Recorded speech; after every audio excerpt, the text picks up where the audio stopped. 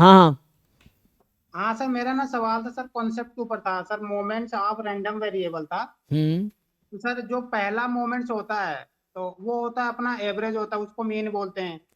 लेकिन जो दूसरा मोमेंट होता है उसका, उसको वेरिएशन बोलते हैं। फिर तीसरा स्क्यू आता है, फिर चौथा कुर्टोसिस आता है। ऐसे करके होता है क्या? उसकी कोई जरूरत नहीं है, जो भी नाम से हमें कोई मतलब नहीं, नाम से रिलेटेड एग्जाम में कोई क्वेश्चन नहीं आएगा। तो मेनली है कि उसकी जरूरत कहीं पड़ी है आपको किसी क्वेश्चन में ऐसा इसको?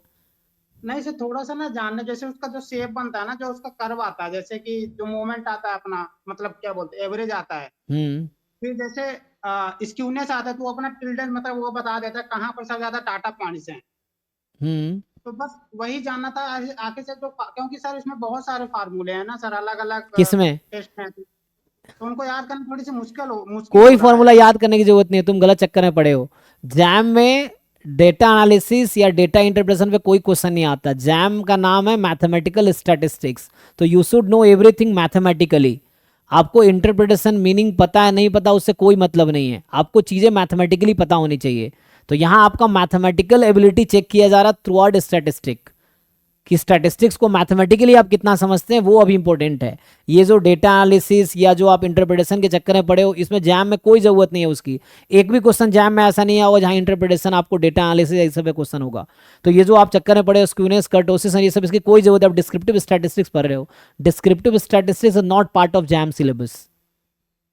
अच्छा। ठीक है ना? तो इसके चक्कर में मत पड़ो, सिलेबस देखो क्या है, सिलेबस को मैथमेटिकली पढ़ो। अभी आपको जो एग्जाम निकालने के लिए जरूरत है, चीज़ों को मैथमेटिकली समझना। जो भी वर्ड्स लिखे हैं सिलेबस में उसको आप मैथमेटिकली समझो।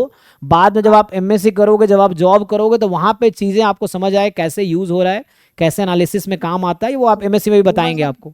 हम्म। सिलेबस में थोड़ा सा था सर, ये स्क्यूनेस था और नहीं नहीं, कुर्टोसिस। तो स्क्यूनेस के लिए बस आप मैथमेटिकल फॉर्मूला जानो ना। स्क्यूनेस का क्या फॉर्मूला है? Expectation of x minus mu upon sigma का होल क्यूब।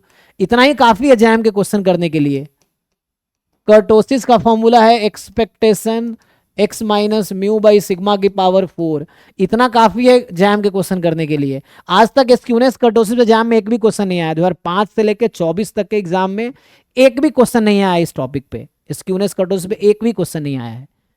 ठीक है सर, ठीक है ठीक सर। है ना? तो आपको वो इतना ही सब पता था। इंटरप्रिटेशन में नहीं जाना, आपको सिलेबस ढंग से कवर करना है। इसलिए बच्चों को कहता हूं पहले सिलेबस और पीवाईक्यू ढंग से रिपीटेडली देख लो, सो दैट आपको ये समझ आ जाएगा एग्जाम आपसे क्या एक्सपेक्ट करता है। आप वही प्रिपेयर करो, क्योंकि आप पूरे साल कुछ और तैयारी करते रहोगे, एग्जाम में कुछ और आ जाएगा, फिर सब मेहनत बेकार हो जाएगा। तो इसलिए अपने पीवाईक्यू और सिलेबस पे ढंग से पकड़ बनाओ, सो दैट आप एग्जाम को ठीक से समझ सको। फिर आगे जब कोई क्वेश्चन करोगे तो आपको समझ आएगा कि ये क्वेश्चन आएगा नहीं आएगा, इस तरह के करने हैं नहीं करने हैं, उस तरह से, है ना?